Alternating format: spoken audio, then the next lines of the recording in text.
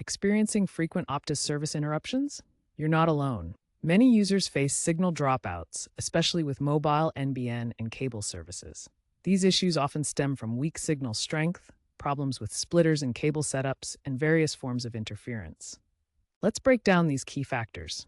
Signal strength is measured in dBm, aim for -50 bm for mobile. Splitters, used in cable setups, divide signals but weaken them.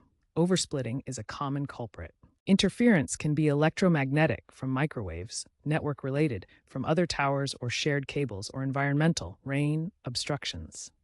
Understanding these fundamentals is the first step to fixing your Optus dropouts. First, boost your signal using external antennas or Optus-approved repeaters. These can improve weak signals, especially in fringe areas where dropouts are common. Optimize your splitters by limiting them to 2 to 3 ports and using high-quality, low-loss splitters. This prevents signal weakening that can cause dropouts. Also, ensure proper grounding to avoid noise.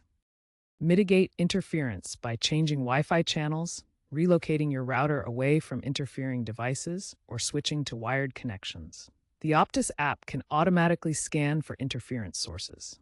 For general steps, restart your devices, check for firmware updates, especially on the Optus Smart Modem 2, and test connectivity in different locations to isolate issues.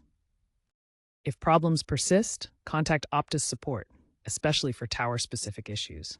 Remember, AI-enhanced networks are on the rise, with Optus using AI to predict and prevent dropouts, so ensure your equipment is up to date and compatible.